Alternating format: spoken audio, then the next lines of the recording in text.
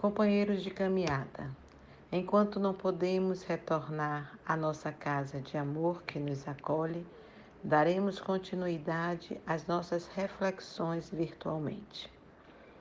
Vamos nos transportarmos para o salão doutrinário e envolvermos na energia de paz, nos inspirando através dos benfeitores queridos, para que possamos dilatar a nossa percepção para o entendimento da mensagem que a parábola do semeador nos convida a refletir. Constantemente, vivenciamos as nossas aflições da vida para que possamos reparar nossos equívocos, renovar nossos sentimentos e florescer nossas potencialidades, gerando nossos próprios frutos. E quando damos frutos bons, o nosso Pai nos fortalece, nos inspira, nos capacita para que esses frutos continuem a florescer em nossas vidas. E o que precisamos para gerar bons frutos nessa encarnação, aqui e agora, nesta singular oportunidade bendita que nos é dada ao retornar à pátria chamada Terra. Lembraremos que Jesus contou frequentemente por parábolas histórias sobre os acontecimentos do cotidiano para ilustrar verdades espirituais.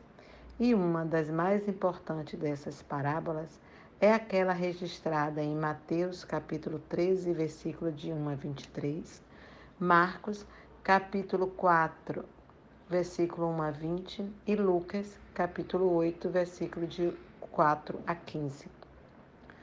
Onde nos fala da parábola do semeador. A história em si é simples. Eis que o semeador saiu a semear, e ao semear, uma parte caiu à beira do caminho, foi pisada e as aves do céu a comeram. Outra caiu sobre a pedra e, tendo crescido, secou por falta de umidade. Outra caiu no meio dos espinhos, e estes, ao crescerem com ela, a sufocaram. Outra, afinal, caiu em boa terra, cresceu e produziu a 100 por 1. A explicação de Jesus é também fácil de entender. Em Lucas, capítulo 8, versículo 11 e 15, ele mesmo explicou, o nosso mestre. A semente é a palavra de Deus. A que caiu à beira do caminho são as que a ouviram. Vem a seguir o maligno e arrebata-lhe do coração a palavra, para não suceder que, crendo, sejam salvos. A que caiu sob a pedra são os que, ouvindo a palavra, a recebem com alegria. Este não tem raiz, creem apenas por algum tempo e na hora da aprovação se desviam. A que caiu entre espinhos são os que ouviram e no decorrer dos dias foram sufocados com os cuidados, riquezas e deleites da vida. Os seus frutos não chegam a amadurecer. A que caiu na boa terra são os que, tendo ouvido, de bom e reto coração, retêm a palavra, estes frutificam com perseverança. Vamos agora, na nossa pequenez, considerar e compreender um pouco mais sobre o semeador, a semente e o solo. Quando tratamos o semeador, quando entendemos o que seja semeador, é aquele que coloca a semente no solo, faz a ação de colocar, de plantar. A semente parada no celeiro nunca produzirá uma safra.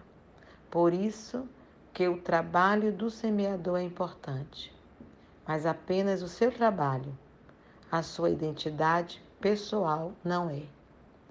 O semeador nessa história não é chamado pelo nome, Nada nos é dito sobre sua aparência, sua capacidade, sua personalidade ou suas realizações.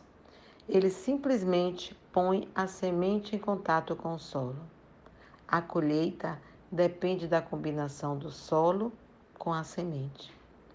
Geralmente interpretando o semeador como Jesus Cristo e as sementes como a sua mensagem, que seria a palavra de Deus e que ele traz através do seu evangelho, da sua vivência, a boa nova, que é a pura verdade.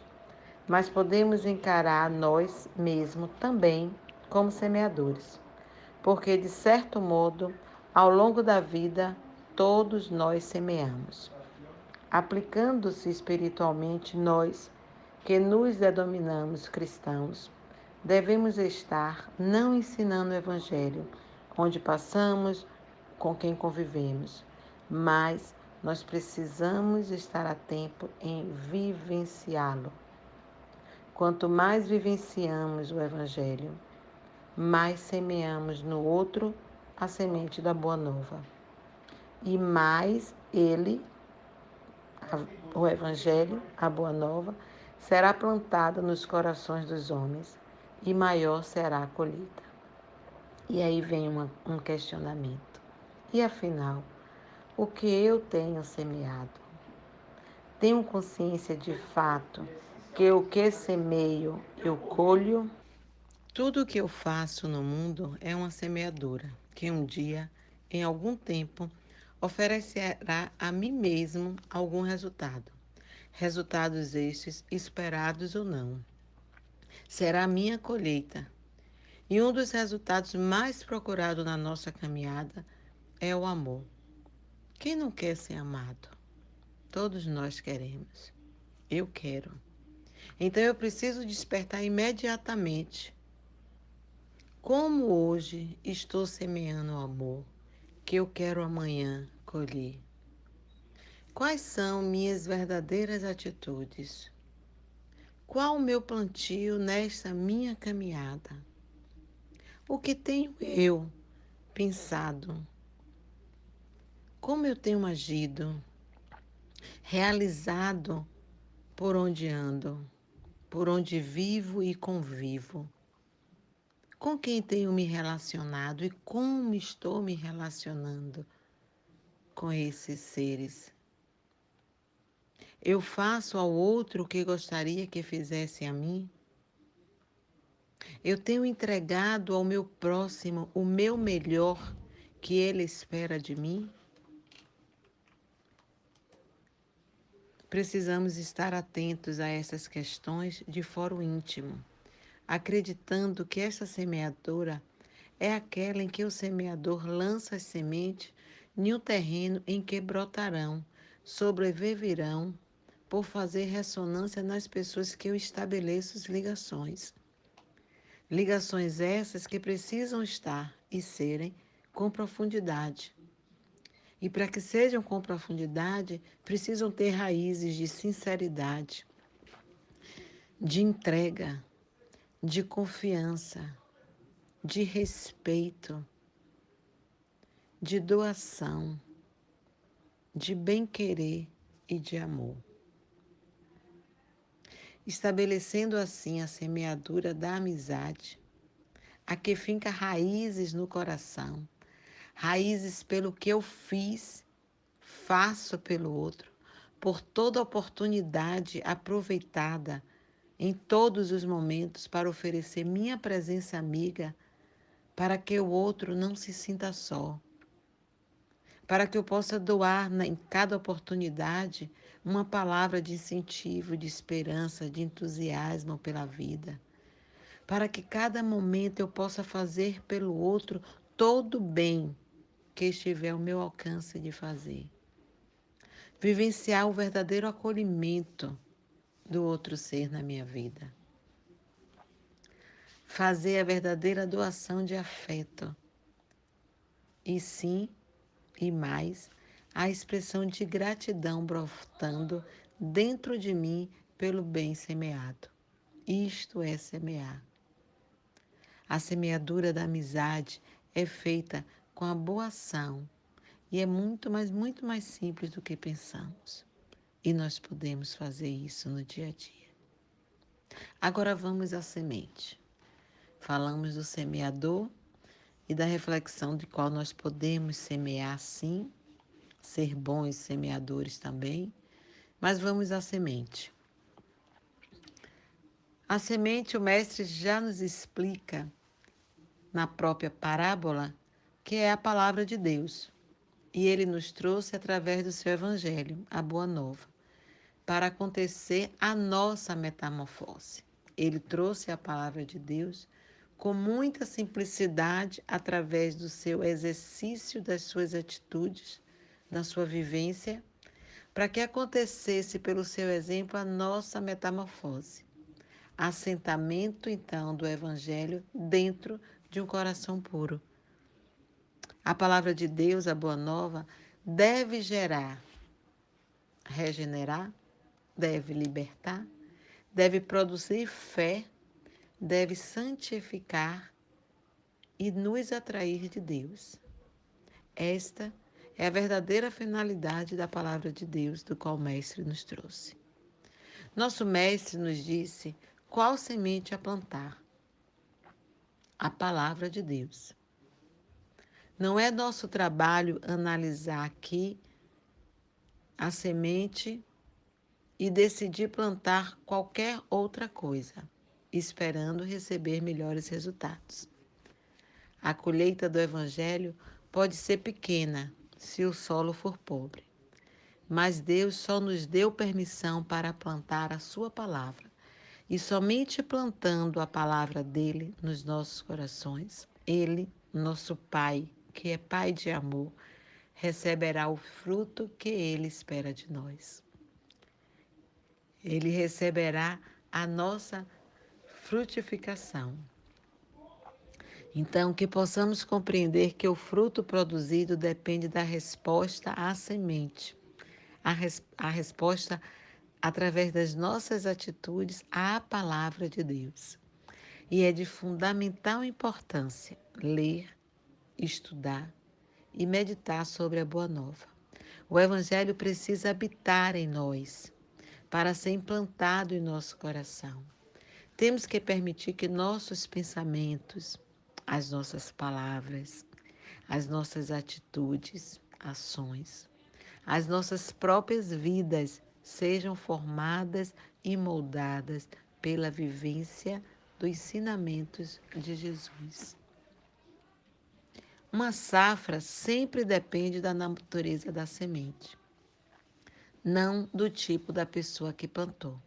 Por exemplo, um homem pode plantar uma manga, a árvore que nascerá será uma mangueira, não uma árvore de homem. O Evangelho contém força vivificante. O que é necessário é que nós possamos permitir que a palavra cresça e produza frutos em nossas vidas. Frutos bons e conscientes. Mas, agora que tendo um bom semeador e tendo uma boa semente, trataremos do que é o mais importante e é o que compete a cada um de nós: a qualidade do solo.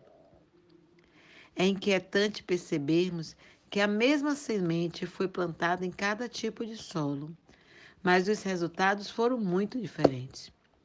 Isso acontece com os ensinamentos do Mestre. É o mesmo ensinamento plantado em todos nós, mas os resultados serão determinados pelo coração de quem ouve, pelas experiências vividas de cada um, como cada um processa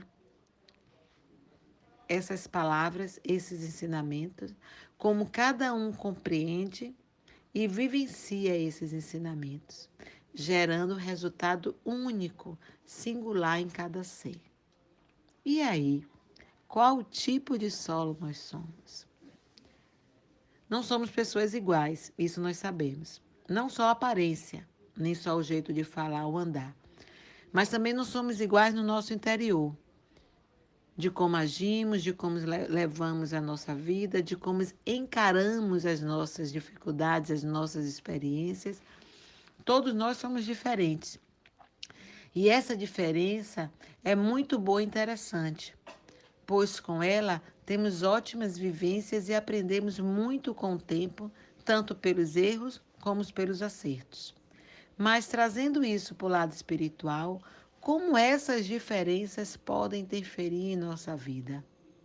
Não é novidade que um coração, o nosso coração especificamente, né, o coração de cada um, é ilusório e é repleto de emoções e sentimentos passageiros. Quem conhece a si mesmo? Há a reflexão que nós precisamos conhecer a nós mesmos. Mas quem conhece de fato a si mesmo? É nessa hora que muitos de nós, por nos acharmos conhecedores de si mesmo, acabamos esquecendo dos ensinamentos do Mestre e tropeçamos no caminho. Quando pensamos que nos conhecemos, é exatamente o momento que não conhecemos nada. No dia de hoje, nos tempos atuais, mais do que nunca, precisamos refletir. Como anda meu coração, que é o solo? Qual tipo de solo, na verdade, de coração, estou hoje dispondo a receber os ensinamentos do Mestre? Na parábola do semeador, Cristo nos apresenta 4 tipos de solo, que são o da beira do caminho, que podemos chamar do solo duro, o pedregoso, o espinhoso e a boa terra, que podemos chamar do solo fértil. O primeiro solo, o duro de beira de estrada, impermeável. São todos os que têm a mente aberta e receptiva para permitir que a mensagem os transforme. O Evangelho nunca transformará corações com este solo, porque eles não lhe permitem entrar. Então, esse solo são todos que não têm a mente aberta e não está receptivo. Muitos se encontram presos a este solo e não conseguem enxergar em si mesmo essa situação. As palavras-chave nessa passagem são: não a entendo. Existe uma diferença gigantesca entre o ouvir e o entender. Enquanto se ouve com os ouvidos, o entendimento vem do coração, que é parte interna da mente. Ou seja, nada do que ouve será validado em seu ser se não absorver na parte mais íntima do nosso corpo, que é o coração. Esse tipo de situação é bem delicado e quase imperceptível no dia a dia. São muitas vezes os crentes velhos, se podemos definir assim. Já ouvimos muitas e muitas vezes os ensinamentos do Mestre e achamos que nada mais pode ser absorvido daquele texto. Ficamos circulando Deus e não nos aproximamos, de coração endurecido e sem reconhecer mais a boa nova. Podemos até ter um comportamento exemplar, mas em nosso interior o Evangelho não está vivo nem é vivido. Não pulsa em sentimentos em nossas ações, ou simplesmente não existe. Não vamos nos enganar. Existem muitas pessoas vivendo desta maneira nos tempos atuais. E vale uma pergunta: será que me incluo neste rol? Jesus assim afirma: por isso vos falo por parábolas, porque eles vendo não veem, e ouvindo não ouvem nem compreendem. Para este, Jesus quis falar que tem um solo duro da beira do caminho. O segundo solo, nós podemos refletir, Jesus chamou de pedregoso. As raízes das plantas no solo pedregoso nunca se aprofundam.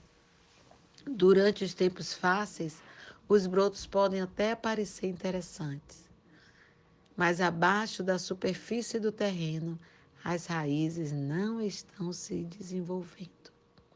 Como resultado, se vê uma pequena temporada seca ou um vento muito forte, Muita chuva, a planta murcha e morre.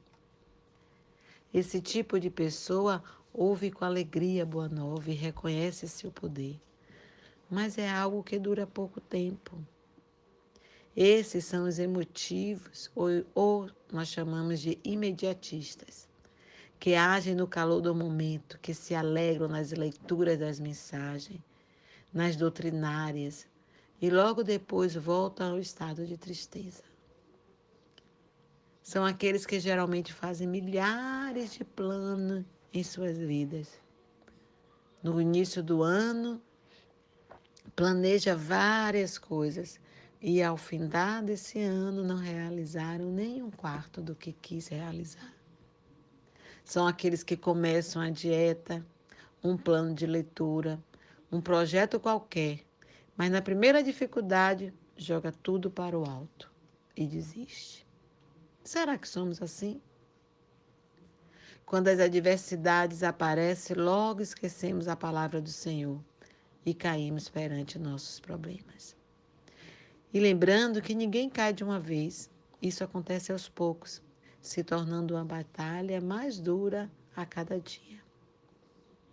O que tem que ficar claro aqui é que a queda não é causada pela aflição ou pela perseguição que nós falamos que somos perseguidos, mas sim porque não estamos dispostos a enfrentar e mostrar o mínimo de resistência ao desafio, à aprovação, à reparação dos nossos próprios equívocos do pretérito. Quando não criamos raiz, convicção, fé raciocinada, propósito real, não temos força contra o vento que pode soprar contra nós. Se não resistirmos aos desafios, às dificuldades, eles não fugirão de nós. Nós cristãos precisamos desenvolver nossas raízes por meio da fé raciocinada em Cristo e de estudo constante do Evangelho cada vez mais profundo. Tempos difíceis virão, com certeza virão. E somente aqueles que tiverem desenvolvido suas raízes abaixo da superficialidade dos conceitos sobreviverão e vencerão a si mesmos. Partiremos para o terceiro solo, o espinhoso. Para entendermos melhor essa passagem, vamos a Mateus capítulo 13, versículo 22, que diz: E o que foi semeado entre espinhos é o que ouve a palavra, mas os cuidados deste mundo e a sedução das riquezas sufocam a palavra e fica infrutífera. Aí vem uma pergunta. Quem não deseja ter um carro bom, uma boa casa, um bom emprego? Não é errado desejar essas coisas, com certeza que não. Mas o equívoco está em como isso está sendo feito. Essa passagem, Jesus fala sobre o poder que pode existir nas coisas que guardamos no coração. O Evangelho deve ser guardado para não tropeçarmos contra o Senhor.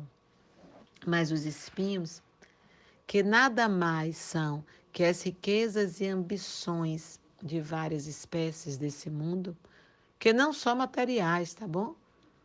Como também a posse, o poder, o domínio, muitas vezes tomam um grande espaço do nosso coração.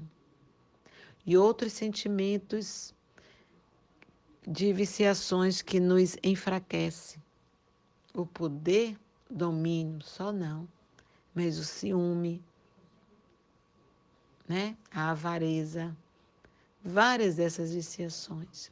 As nossas preocupações com as condições de vida acabam tomando todo o espaço e sufocando os ensinamentos do Mestre. A busca pela melhor condição de vida, melhor destaque, melhor emprego, mais soberba, mais domínio, nos faz dispor de mais tempo para o crescimento pessoal e menos para o crescimento espiritual. A boa nova até brotou, mas por não ser alimentada, acaba secando e morrendo. De certo, nosso Pai Celestial bem sabe que necessitamos de todas essas coisas aqui na terra. Mas, em Mateus capítulo 6, versículo 33, encontramos, buscai primeiro o reino de Deus e a sua justiça, e todas essas coisas vos serão acrescentadas. Jesus nos desafia a mudar nossas prioridades. Nosso trabalho é buscar o reino de Deus, vivendo neste mundo material. Isso significa buscar fazer de Deus o centro do nosso mundo. Em vez de focarmos em nós, devemos focar primeiro em Deus. Buscar a justiça de Deus implica buscar o bem e rejeitar os equívocos, as nossas viciações que nos aprisionam há séculos.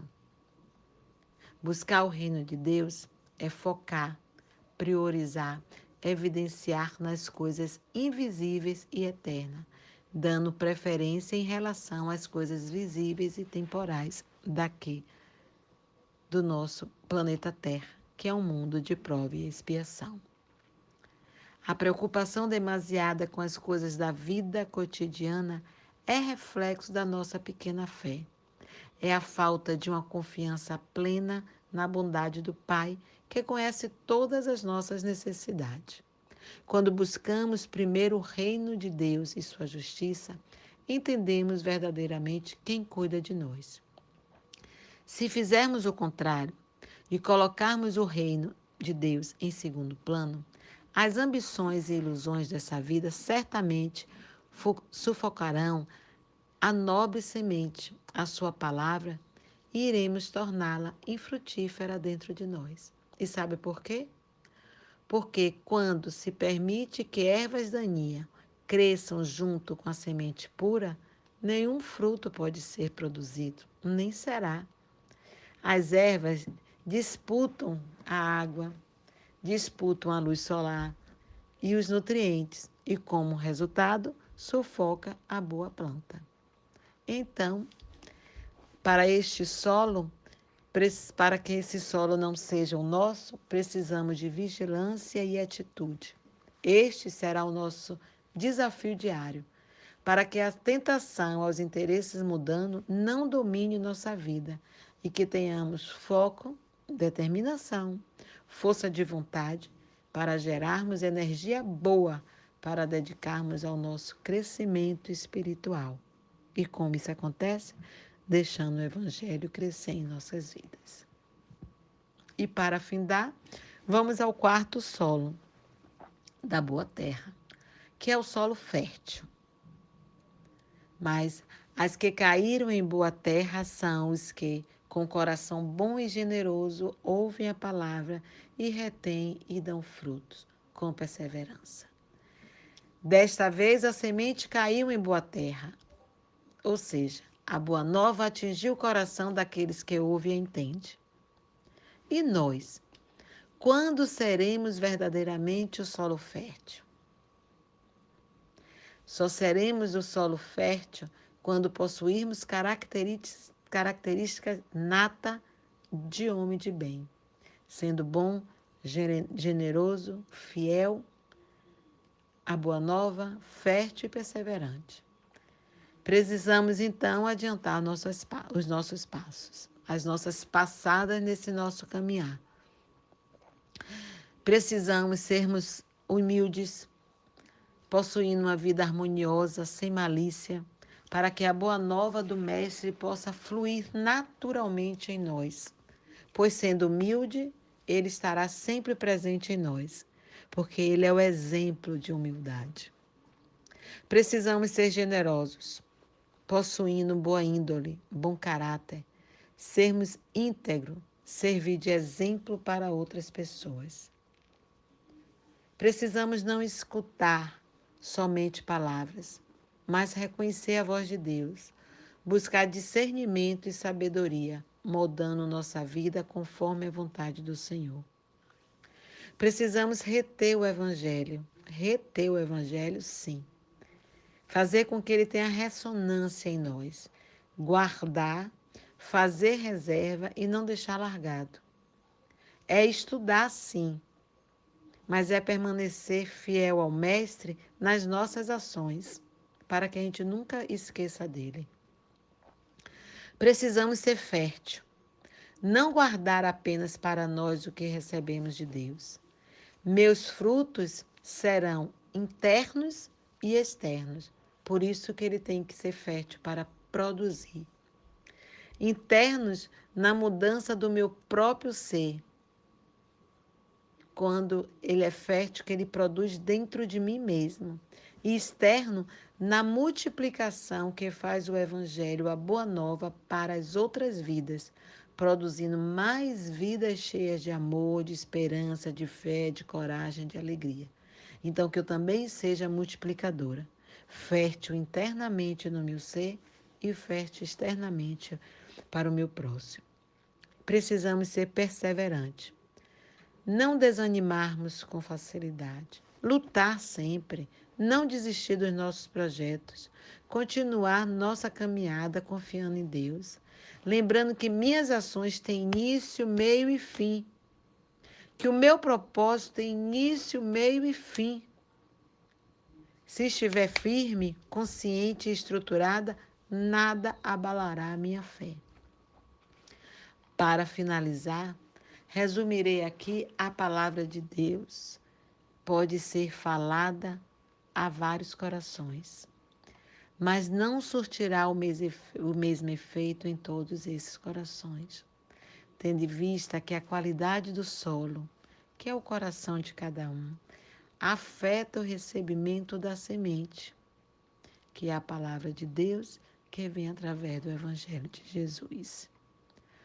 Alguns de nós estarão com o coração tão endurecido que não se preocuparão em ouvir o que Deus tem a dizer. Outros receberão com alegria, mas na primeira dificuldade se esquecerão dela.